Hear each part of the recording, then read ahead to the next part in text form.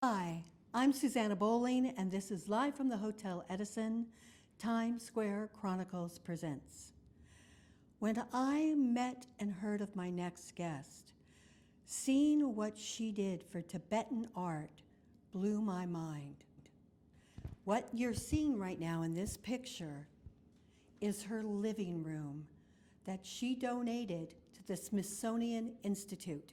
It's all Tibetan art, and what you're seeing here is what it looks like at the Smithsonian. She missed the art so much that she then created another room that has now gone on to the Minneapolis Museum of Art. She is single-handedly keeping Tibetan art alive where we are losing some of our resources. If you remember, in California, there were art museums that burnt down, and that art is now lost. Alice Kandell is now keeping art alive. Alice, how did you even think to do this?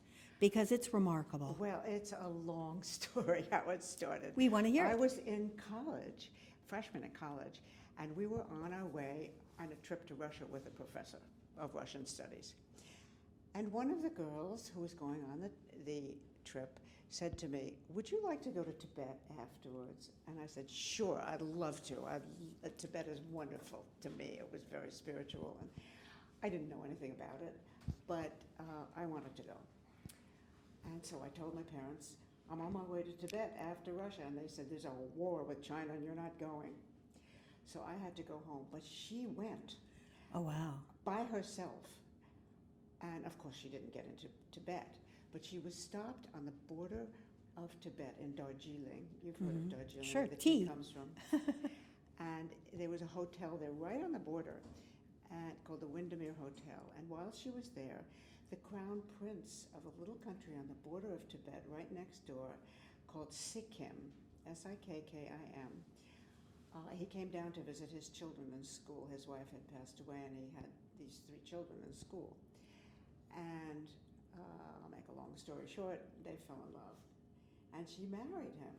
Oh. I know. So now my friend is married to the king of Sikkim, the crown prince of Sikkim. Mm-hmm. And in the fullness of time, the late king died, and he became the king, and she became the queen. Oh, wow. This was several years later. And I received an invitation to the coronation, this big, beautiful invitation. But I couldn't go because I was in graduate school. Oh. At that time, I couldn't leave. It was in the middle of winter. They wouldn't let me leave. So I went to my professor and screwed up all my courage, and I said, "Look, there's this coronation in Sikkim, American girl, first American queen, and it's all in the Himalayas, and can I go?" And the professor said,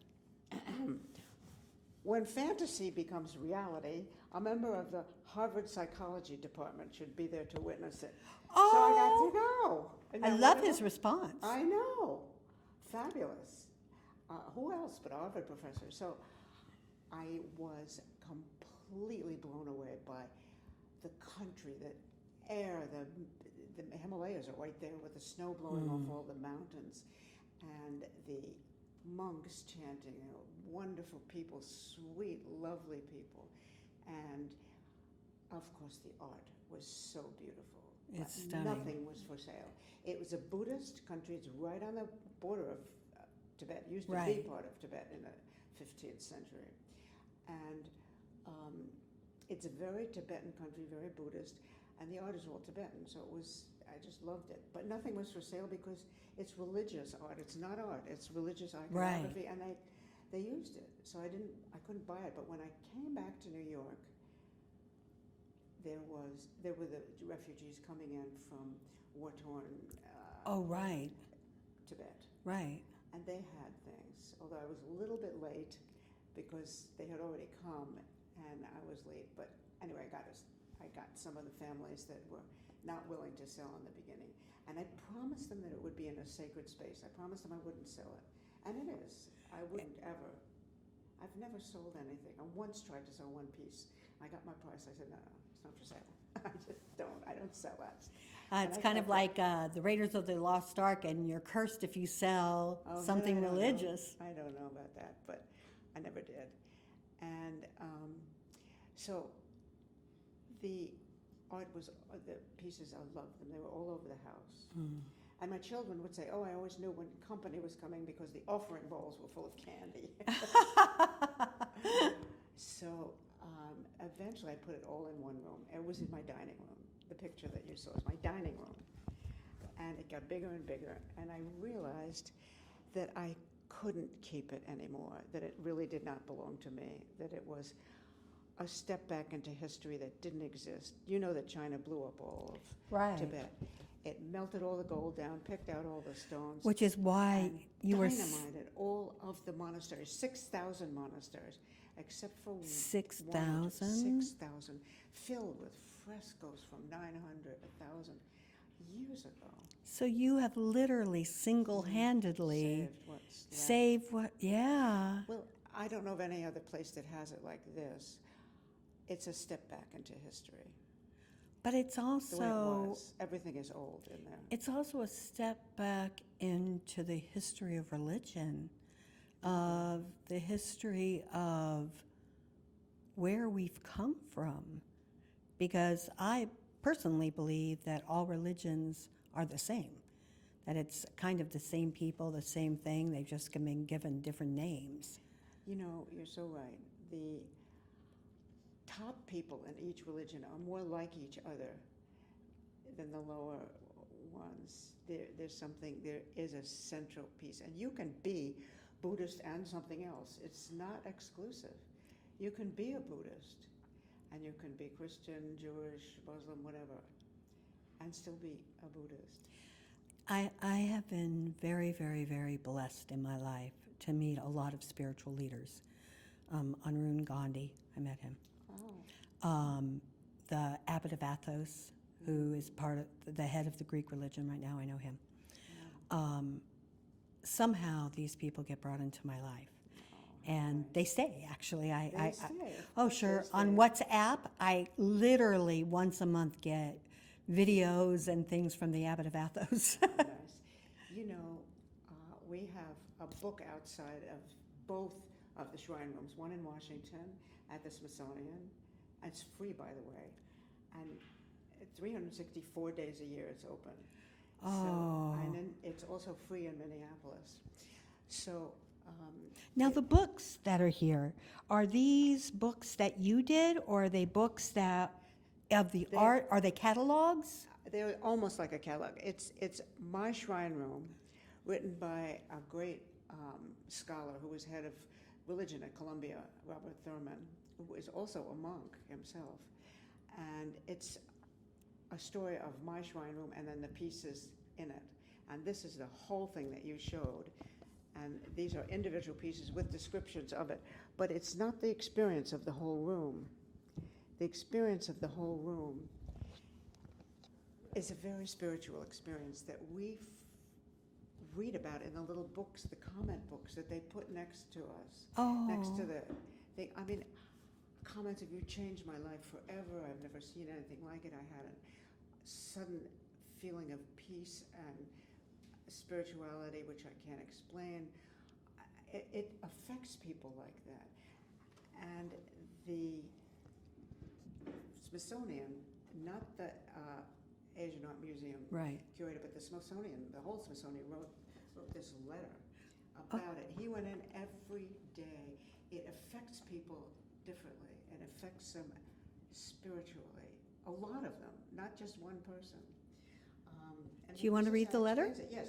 Lights flicker, recorded sound of chanting Tibet monks fill the space. The overall impact is not just a fabulous museum exhibit, but so much more.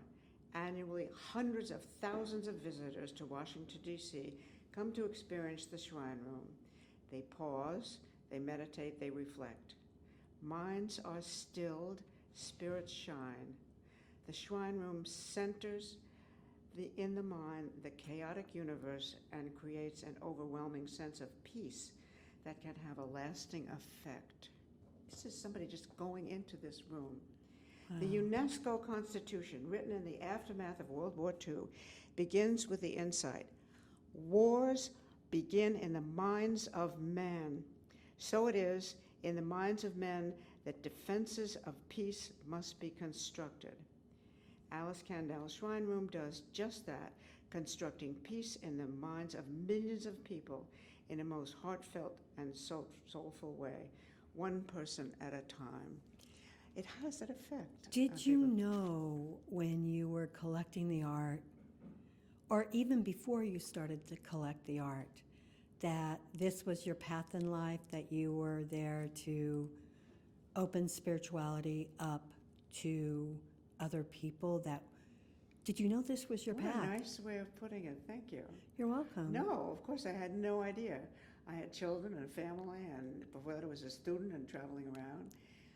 And I had the art all over the place. Then I put it in the room, and gradually it grew. And it grew in such a spiritual way. I had it. I don't know why I put it in the form of a pyramid. Why? I don't know. A pyramid. Oh, that would make sense. You understand that. Sure, because it's an energetic temple to draw in energy. Good for you. You can explain it better than I. I just did it. I want to build in Oregon, so I completely understand.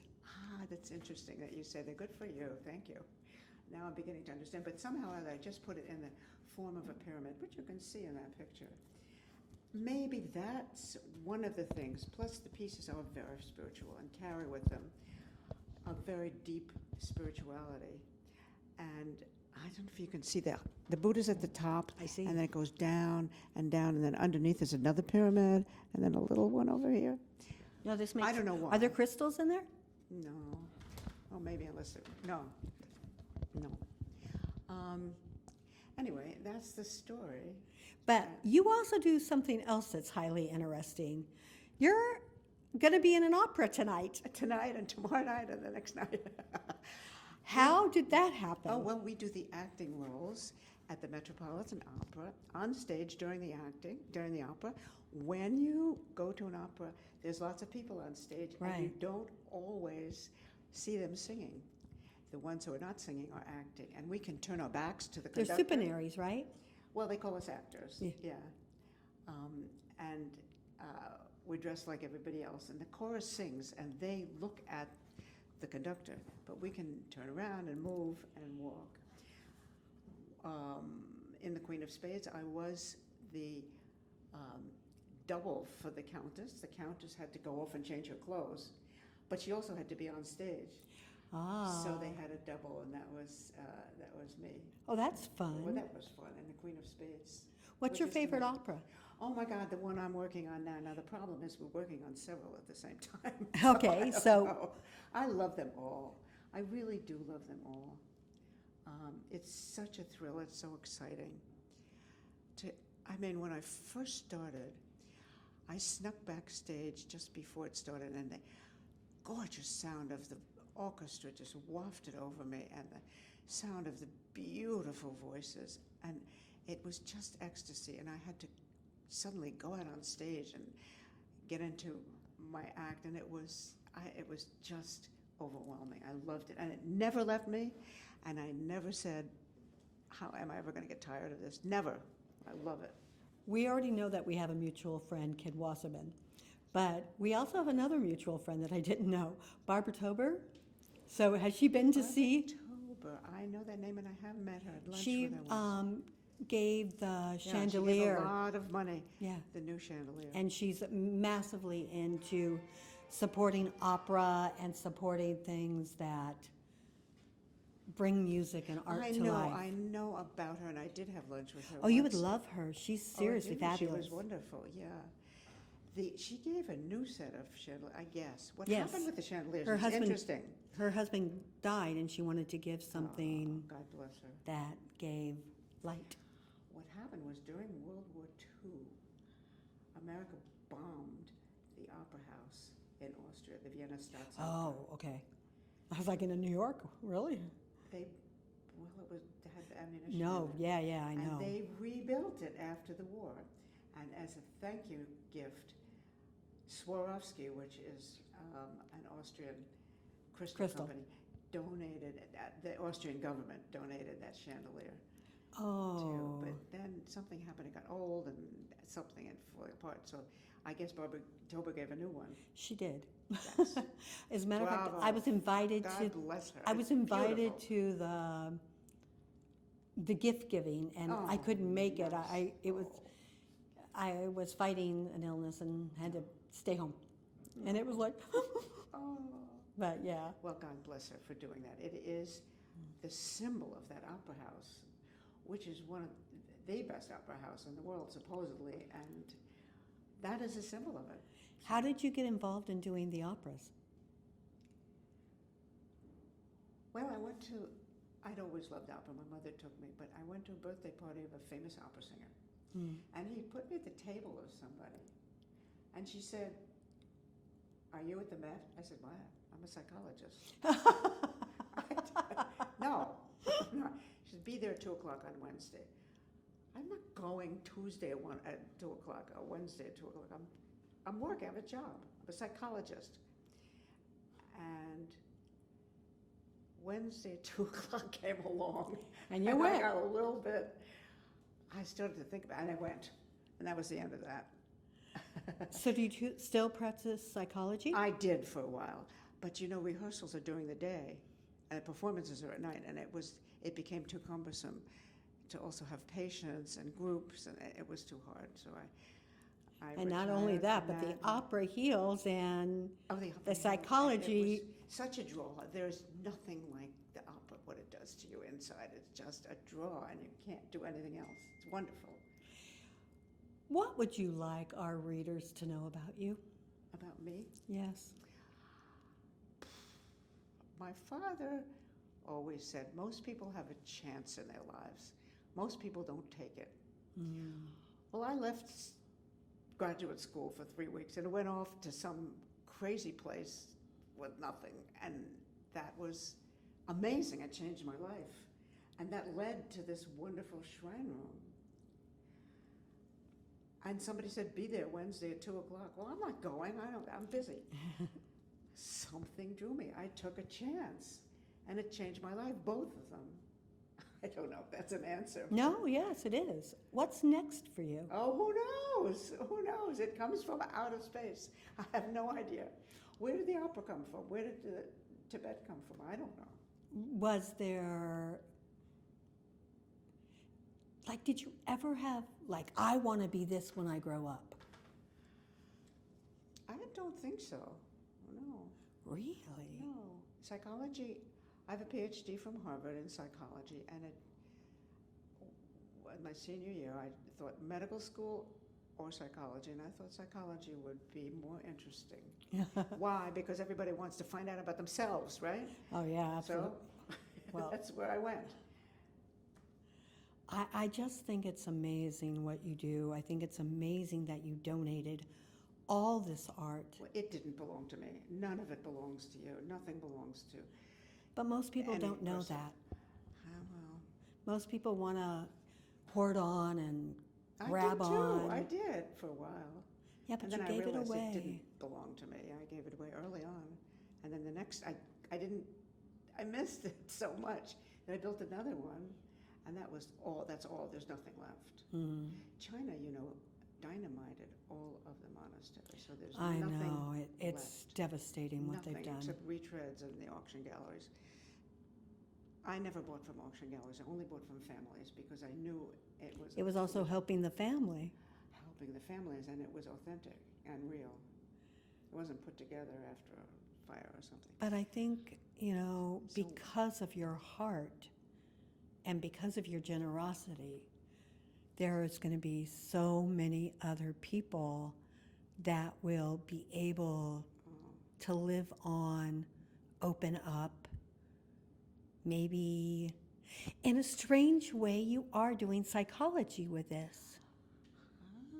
I suppose. I was in child psychology, but this kind of art did not belong to me. This kind of spiritual experience, much as I loved it, every night I went in there, and every night I felt the same thing. It wasn't just for me, it was for the world. And it is, and people are writing day and night. But that At both museums, in these little books they write. Oh, But you've changed that my life. is such an amazing thing, and I am so pleased to know you and to have you as my guest. Thank you. I'm pleased to know you too. Thank You're a you. very spiritual person I am. too. I am. I'm lucky to know you. I actually am very much so. I know. I am so grateful for my guest today, Alice Kandell, and for her giving and allowing people to see what could have been long forgotten. We as humans tend to bury our history, and now here's a history that will not be forgotten. I would like to thank Magda Katz for always making us look and sound good, to Ramel Gopez and the Hotel Edison for giving us a safe space and a place to talk and about what we would like to talk about. We are not inhibited here, and I love them for that. I'm Susanna Bowling, and this is Live from the Hotel Edison, Times Square Chronicles presents.